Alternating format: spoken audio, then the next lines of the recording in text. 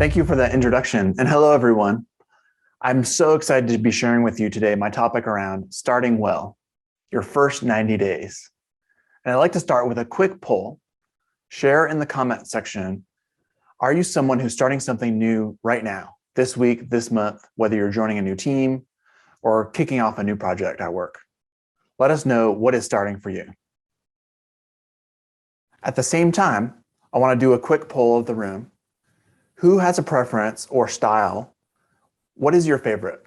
Do you like to start new things and have that fresh startup mode? Or do you prefer to join something existing and have continuity and a little bit more solidity? I know that we all have preferences on this, so share what is your typical style, and then we'll jump into what is the reality, because the surprise is, and the reality is, change is inevitable. And as product leaders, we're often called in to take on change and to balance change and continuity as we take on new roles and new jobs across our career. And I believe that we can harness this and navigate this well by capturing a constant feedback loop of learning and action to balance this change and continuity. Because the best of the best build on basics to build success from day one when taking on a new role or stepping up to lead a key project. The best product leaders use this first 90 days, this time, to build trust and credibility, find and fill the gaps in their knowledge, and gain confidence that compounds long after the start. I believe that this balance, regardless of our preference, is the reality, and this will come up as a theme in today's talk.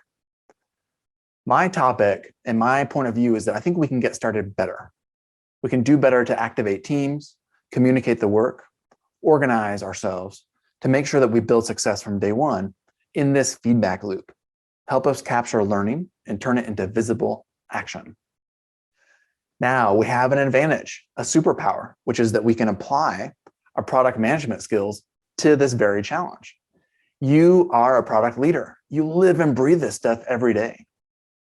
So one of the things we can do is simply apply those same tools and techniques, those same mindsets and habits to this starting point. So whether that's discovery and research, whether it's framing and writing a product brief to explain the work, whether it's prioritization and sequencing things in the right order, or of course, planning, making a roadmap. Because we already have these tools or we're developing these tools, depending on where you are in your career, you can think of applying these same mindsets, these same habits to your first 90 days. What does success look like? Do I know where to start? What's the goal of this work? Who are the people involved in this work? How do I organize my thoughts and my tasks? How do I turn that into something that other people can understand? It's product work. And that's what I love about this, is a clear overlap. So as we talk through different stories and challenges today, I'd like you to keep in mind this feedback loop. I'd also like to imagine yourself starting something new, even if you didn't say yes to the fact that you're starting something now, new job, new role. Let's take 20 seconds right now, and I'd like you to think of something that was a new start for you in your career, whether it was easy or hard. Regardless, I'd like you to just have that in your mind, because I'm going to start by telling you one of mine, how I navigated a tough change and a tough start in my first 90 days in a recent role switch, using this intentional and structured approach, just like I would have framed a product issue, a roadmap, or a delivery plan. So let's pause and rewind the clock to May 2020. It's the middle of the pandemic lockdowns. Cases are spiking here in the United States where I live. So my daughter is home from school. There's 3 people now in the home, all trying to be on Zoom and video calls at the same time. On top of that, we had a death in the family. We're also moving house. So you can see we're packing up all our goods. We're going to move. It's in the same city, but anyone who's ever moved knows it's a lot of work. Physical, emotional, a lot of change. To top that all off, we had this wildfire. It was a really bad blaze in the mountains just next to my house. I live in Tucson, Arizona, and this was the Bighorn Fire in the Santa Catalina Mountains. There's a big wilderness area here.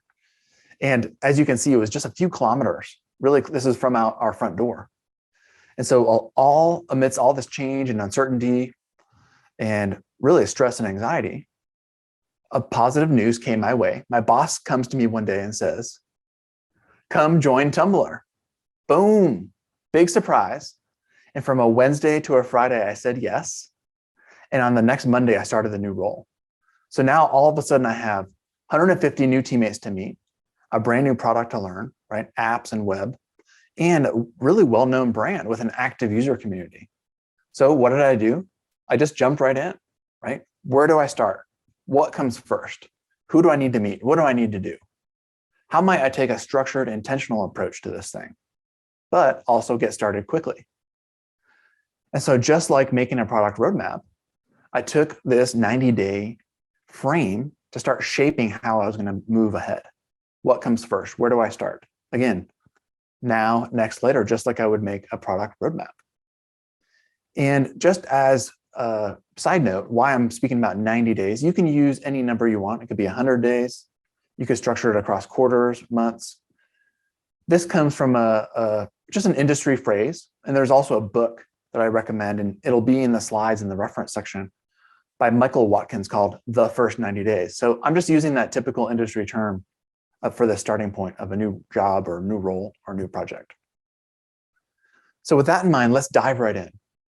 I want to speak about these various parts of this feedback loop for learning, listening, and action, and share some examples from my Tumblr first 90 days. As I jumped into listen mode, I really wanted to start mapping out the teams, the partners, started to ask questions. I became a sponge for all the information coming in, take it all in. Start to join the rituals of the team to absorb and listen to their style and their culture, right? Start to integrate into the team. So one of the first things I did was start making lists, right? Who are the people I need to meet? What are the different roles and functions and teams that are involved here? And how do I interact with them? I started to look at the knowledge base, and I made my own glossary because I had a lot of questions. On Tumblr, there was a lot of advertising and quite a bit of content moderation as a social platform that I wasn't familiar with. And so I went into it with a lot of learning to do. So this listening phase was important to start tracking all that. Not getting the answers, but starting to track the questions. On the team side, we had this wonderful case of many people living in New York City. That's where the Tumblr office used to be before Automatic made the acquisition, about 6 or 8 months before I joined.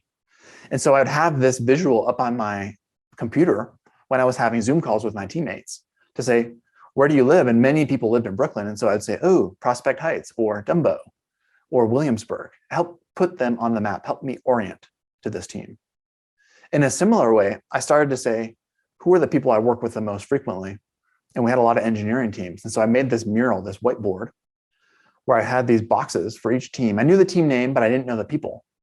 So as I met people, I started to put their face. I would take their avatar, their image, and I would put it into this diagram, right? This basically like an org chart, but I was building it myself, so I would have to learn each person. In the same way, I started using spreadsheets. And in this case, it's an example of functions and leadership roles. So I could start to see what's the person's name, what's their title or department, and how does that map to my understanding? Because sometimes the jargon was different. So I was able to put this into a structured format that I could reference every day or every time I was going to jump into a new conversation to know what do they do again, right? And be informed and ready for that conversation. As I shifted to the second round of conversations, I stayed open and started to reference those maps and those notes, right? And I started to develop a habit of daily review. So I'd start my day with bookmarks in my browser that had the KPI dashboards or the product tracker or the latest update from the teams, just to see and orient and maybe start that day with a fresh intention of what did I need to pay attention to today? That was one of the habits I developed right away was, how do I make sure that I get everything out of my head and into these mappings? So I didn't have to memorize it, but I knew how to reference it. So these are a few examples. On the left, I have basically a functional team roster, the people I worked with the most frequently. In fact, I printed it out and I still have it by my desk in this card form because I still use this today. It helps me just structure my interactions, know who I'm working with, who am I running with. In the middle here is from my note tracker. I started to use buckets as labels. Rather than memorizing every detail, I would put it into the bucket, marketing or product or engineering. That way I knew where to go reference it when I got back to these conversations or when I needed to have a little bit more of a structured opinion on something. I could go back to my notes and start to craft that narrative. And this other is just a quick example of The team operating system is from a book called Brave New Work by the Ready, Aaron Dignan. But again, the basic idea is start to map out meetings or strategy, or is this a conversation about bug reports, right? So really started to structure my day a little bit more. This is an example from the Tumblr team where we translate the apps and our web application into 18 languages. And I really wanted to know who is the team, what tools do they use, when do they ship, how do they deploy these translations, how do they localize? Again, another part of my system of just learning this product, learning this team. One technique I use, which is really basic, is I just used writing things down. I used note cards and I started to map out by department or by function, what did I have to get involved in here, right? And as you can see, it could sometimes be overwhelming. It's a lot of stuff. The next phase of this organization, I started to put it into a whiteboard. I was just using Mural here, online virtual whiteboard. I start to organize what are areas that are my oversight, what are areas that I need to partner with, and what are areas that I don't necessarily report to me or that I interact with directly, but I need to know about and I need to advocate for and I need to keep in mind. So I found this really useful to start to organize and take what I was hearing into something a little bit more structured and part of this feedback loop. At the same time, about a month in, I made this mood board and I wanted to show it to you just by not for the detail of it, but for the sense of it, the feeling of it. I had this really sense of excitement, right? There's really cool things happening here, something new. I'm enjoying the ride. I'm learning. I'm meeting people. But at the same time, it was a bit overwhelming. And I wanted to show this. I shared this with my executive coach. I shared this with my teammates, some of my inner circle to say, here's what I'm thinking, right? There's a lot going on. I feel a little bit overwhelmed, but at the same time, I'm confident that I can start to organize it. I'm confident that I can start to make sense of it. And so that's what this listen and learn and feedback loop is all about. As we get into the action phase, and I'm presenting these in linear form, but really they're self-referential and they do frequently speak to each other. It's not necessarily in linear order. The action phase was about taking those maps and those notes and starting to save snapshots, right? Version 2 of that roster, version 2 of the product tracker, version 2 of the product launches that are coming. Because now I need to start figuring out how am I going to take the next steps? Do I know who to go to for support and advice? And at this stage, I started to use a consistent frame. And I wanted to share this as a technique with you.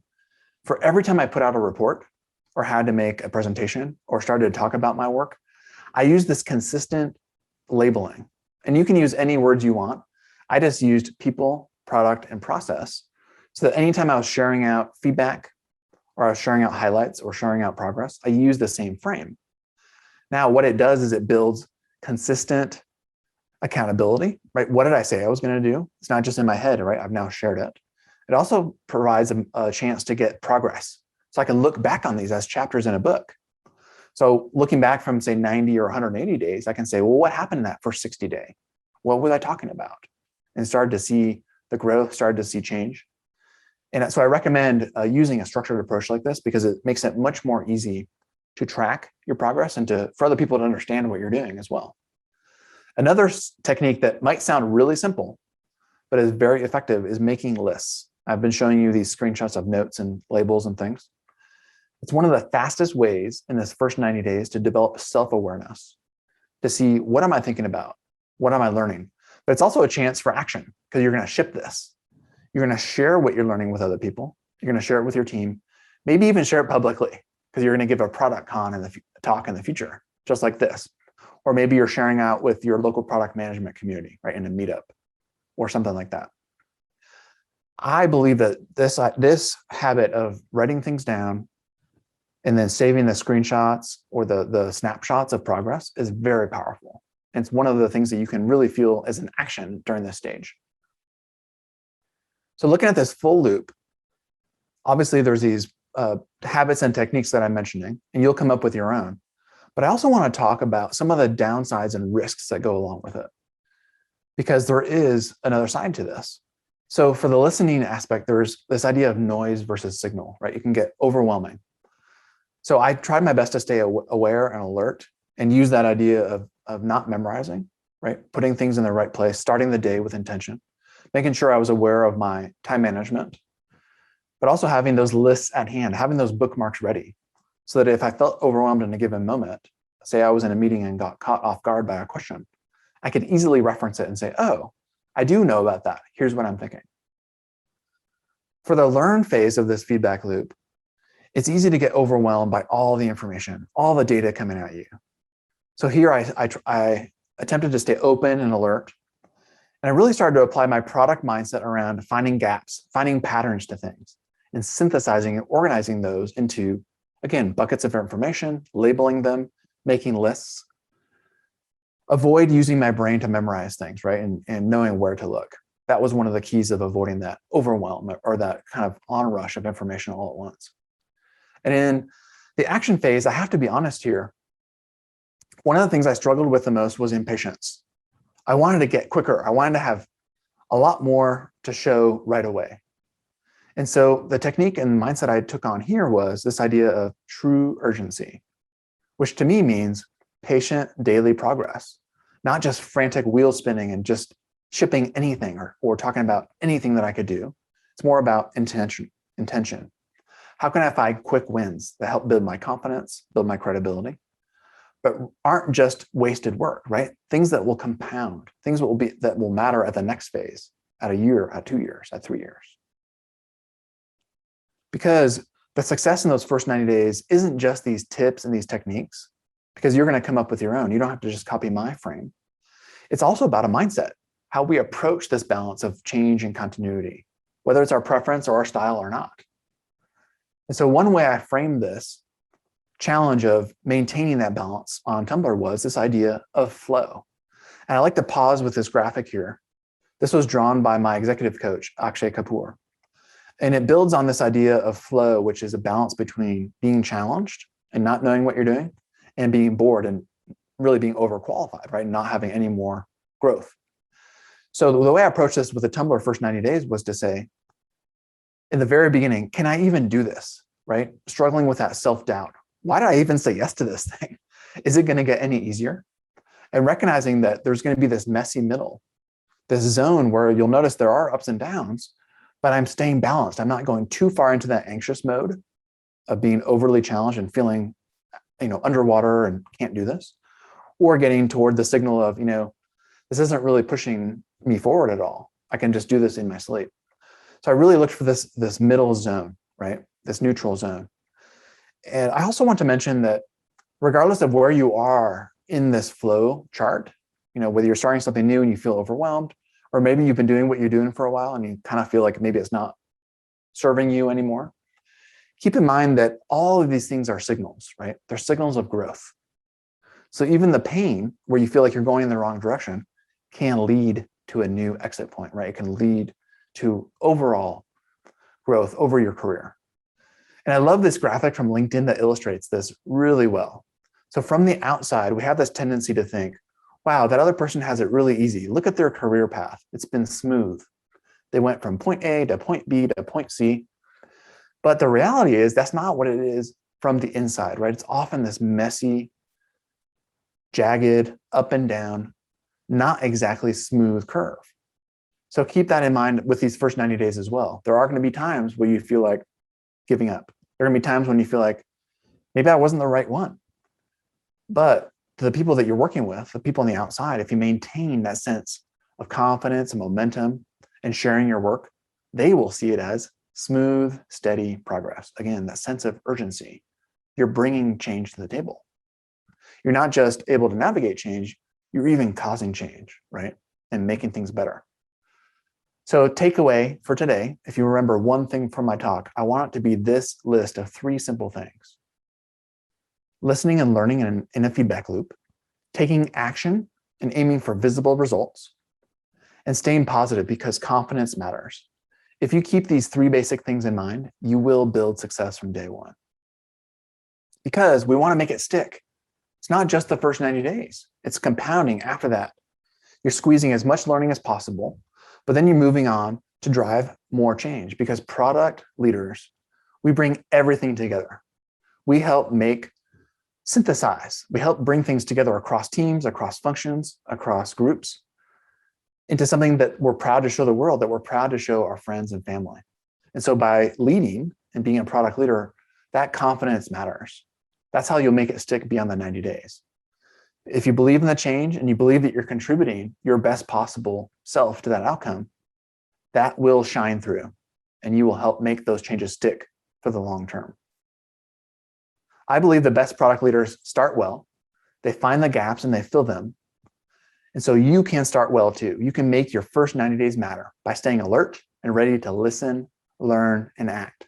If you keep these things in mind and build upon these basics, I know that you'll find success from day one. Thank you.